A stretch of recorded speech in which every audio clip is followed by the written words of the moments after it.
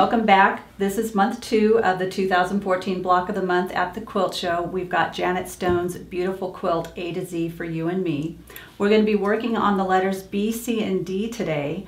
The letter B has a nice basket handle here, and I want to show you how to make that basket handle using the Clover bias tape maker. This is my absolute favorite way to make bias stems or vines, and you're going to need a strip of fabric that's been cut on the bias, and for this project it needs to be a 1/2 inch wide by about 8 inches long.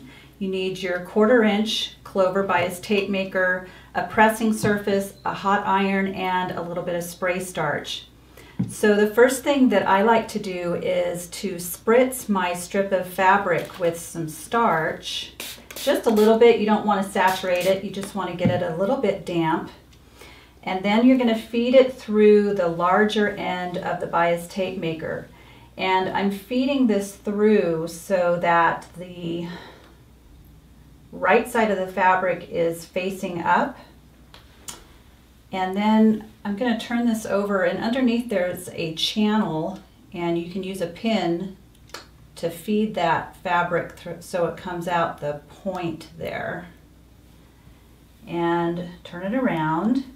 Hold the handle, and you're going to take your iron and press it right as it comes out the point. And just move that along the length of your strip. There we go. And when you're done, you've got, there we go, a perfect basket handle.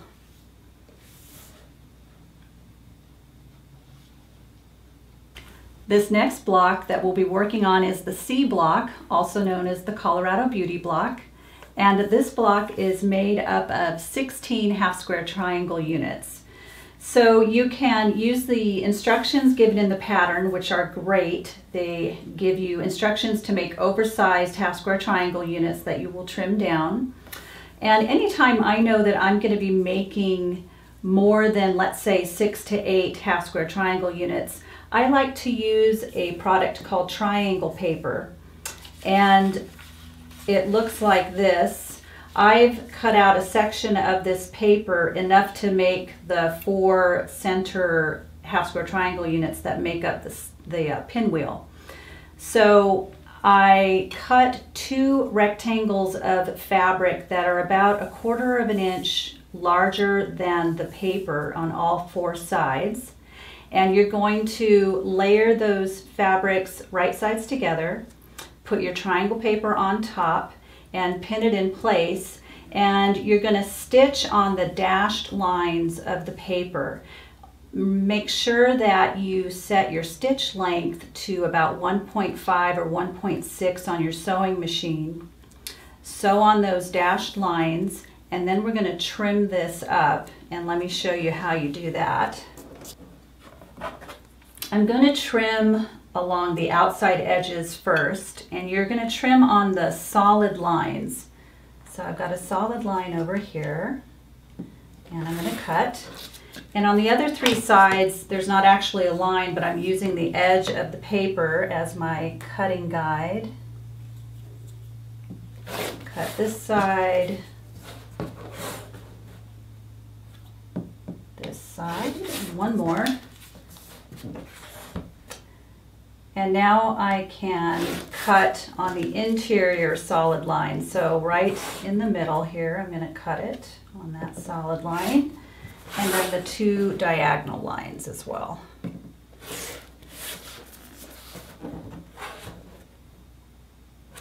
And now I've got 4 units, and I need to peel the paper away. That's really easy. I hold one side of the paper with my fingernail in the seam allowance, and the other side I just pull it apart, and it just releases that paper really easily. And that's the main reason we use those short stitch length when we stitch this in the first place, so that paper comes off. And now we can go ahead and press this towards the darker fabric. And make sure you follow the pressing arrows that are given in the instructions. They're perfect. It'll allow you to have opposing seams and everything will match up really beautifully when you make your block.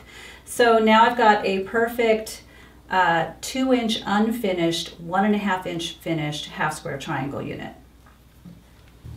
So the next block we're working on is the duck and duckling blocks, and I have a couple of hints for you to work on the corner triangles or corner units of this block.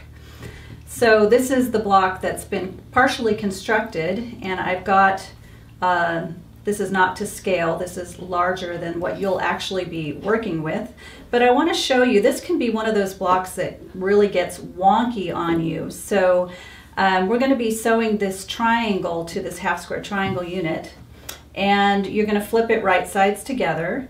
And one thing that's becoming trendy right now is to use some glue in place of pins. So we could put a little bit of glue. You could use Elmer's washable school glue, which is what Janet Stone uses. It works great. This is Roxanne's Glue Based It. Whatever you use, it should be a water-soluble glue.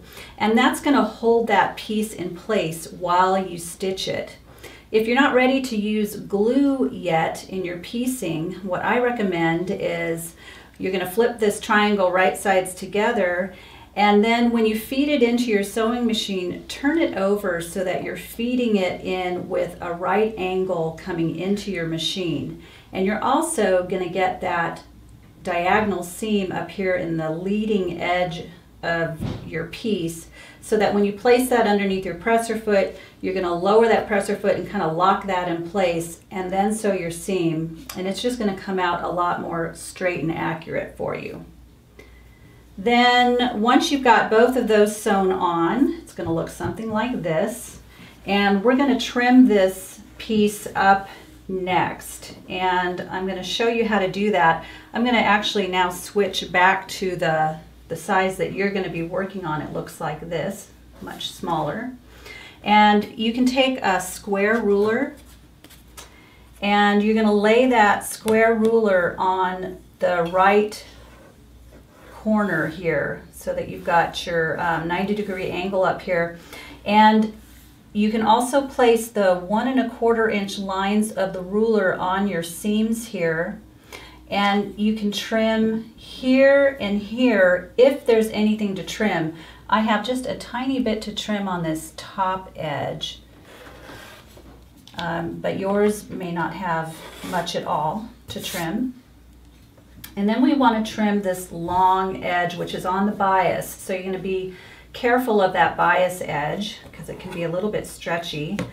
But you can take the 45-degree line of your ruler and place it on the bottom edge of this unit, and then make sure that you've got a 1/4 inch at the point right here. So that's going to give us our 1/4 inch seam allowance. Looks like that. And now I can trim this long edge right here. And now this is ready to get sewn to the other half. And remember, this triangle is going to be larger than this one. So when you flip that over, you're going to match the long edge here, match that raw edge. This will be bigger, and we're going to trim that down next. But you're going to sew your 1/4 inch seam allowance right here and press it towards the larger triangle. And now all you have to do is trim this up to 2.5 inches, and you'll just be trimming a little bit of that dark turquoise. And then you'll have a nice perfect corner square for your duck and duckling block. That's it for month 2. Thanks for joining me today, and I will see you in month 3, and we'll be working on the H and I blocks.